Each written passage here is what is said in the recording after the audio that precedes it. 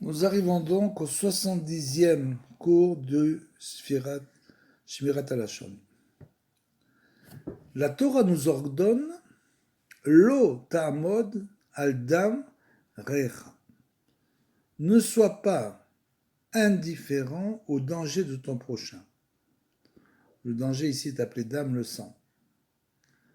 Vaikra 19:16. Ce qui veut dire que nous avons l'obligation de n'épargner aucun effort pour empêcher nos frères de souffrir au plan matériel, émotionnel ou financier.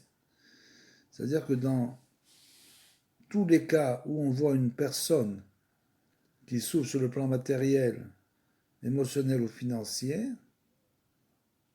un de nos frères, alors dans ces cas-là, si on a la possibilité de l'aider, il faut essayer de l'aider autant qu'on le peut, bien sûr. Maintenant, il y a un autre cas, c'est dans le cas où la victime ne se rend pas compte qu'un danger la menace. Et dans ce cas-là, il faut la prévenir, même si cela oblige à rapporter des informations péjoratives sur une ou plusieurs personnes. Quand on voit une personne en danger, et on sait qu'elle va tomber dans le piège de cette autre personne qui a l'habitude justement de faire du mal aux autres, de se servir des autres, alors dans ce cas, il faut la prévenir. Si on sait, bien sûr, on sait que ça va mal tourner, il faut la prévenir, même dans le cas où on est obligé de faire du lachon hara. On doit rapporter donc des informations péjoratives sur tous ces gens. Il n'est pas seulement permis de dire ces choses, c'est une obligation. On est obligé de prévenir une personne qui est en danger, comme on l'a expliqué. Et par rapport aux autres, on est obligé de la prévenir si on est au courant du problème. On est obligé de la prévenir. Il convient néanmoins de s'assurer que les conditions nécessaires pour que ces propos soient considérés comme constructifs sont effectivement remplies. C'est-à-dire qu'on en a parlé avant, bien sûr. On va faire un petit résumé, puisque c'est important de se rappeler ça en permanence. Il y a 4 catégories principales d'intentions constructives pouvant justifier l'émission d'informations péjoratives. Donc 4 catégories qui nous permettent d'émettre des informations péjoratives du lachon hara sur une personne. Pour aider l'individu visé, par exemple, discuter de ses défauts avec quelqu'un qui pourrait l'aider à changer. Ça, c'est pour l'aider par rapport à ses défauts.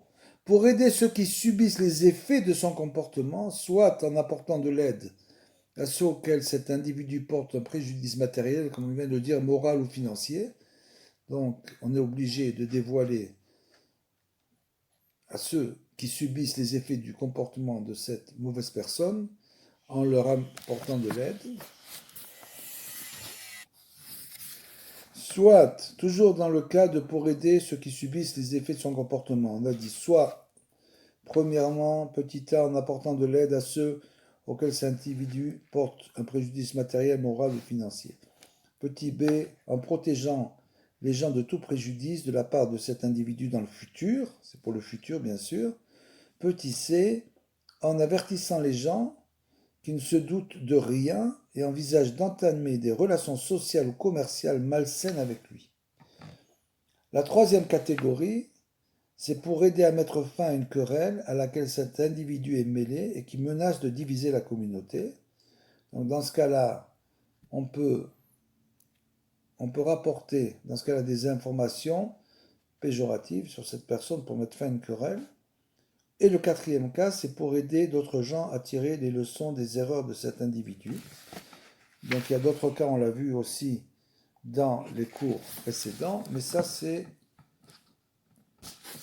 le résumé de ce qu'on a dit, c'est-à-dire les conditions nécessaires pour que des propos soient considérés comme constructifs et que ces conditions soient remplies.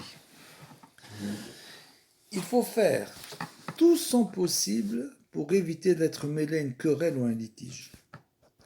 Se quereller est un péché extrêmement grave, accompagné souvent de toute une série de transgressions très sévères.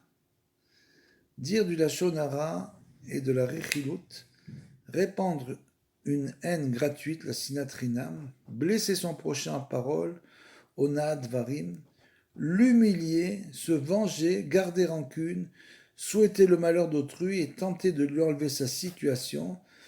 La querelle conduit parfois aussi au chilul Hashem, la profanation du nom de Dieu, qui est une faute extrêmement grave, bien sûr.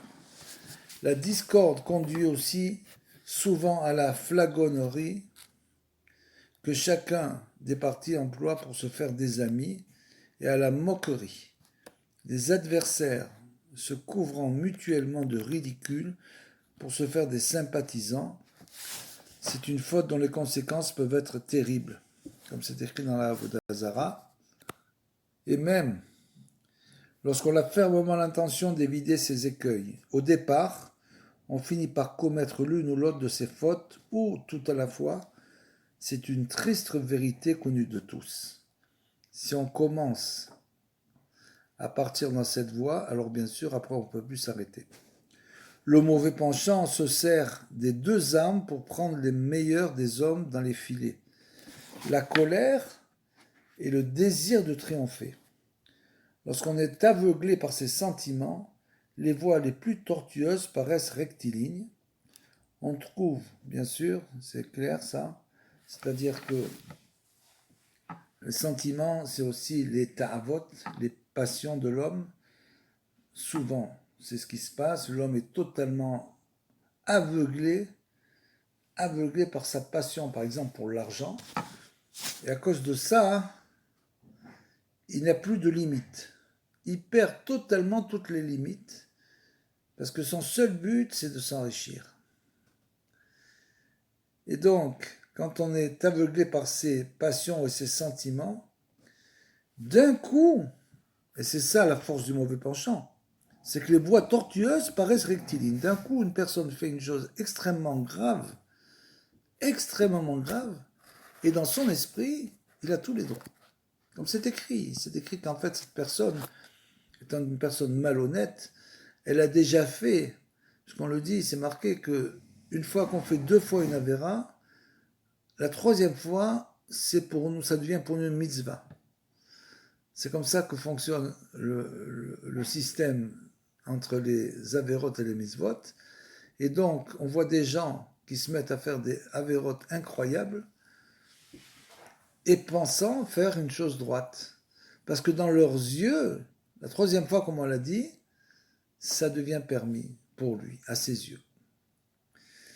On trouve donc une pléiade d'arguments pour prouver que ce qu'on fait est autorisé. Ces gens-là, bien sûr, après, se trouvent toutes les gens d'excuses incroyables pour penser, non, mais j'ai tous mes droits, c'est normal. Voire louable. Oui, j'ai voulu aider l'autre. J'ai même vu des situations pareilles, des choses incroyables. Soit disant que la personne veut vous aider. Et en fait, elle est tellement aveuglée par sa soif d'honneur ou d'argent, etc., comme on vient de le dire, qu'elle ne voit plus rien, elle a transformé le bien en mal et le mal en bien. Le bien en mal plutôt. Et on finit par se persuader que c'est une mitzvah, et je crois même que c'est des mitzvot, de poursuivre une lutte sans pitié, de continuer dans la même voie, alors que la personne est totalement désorientée.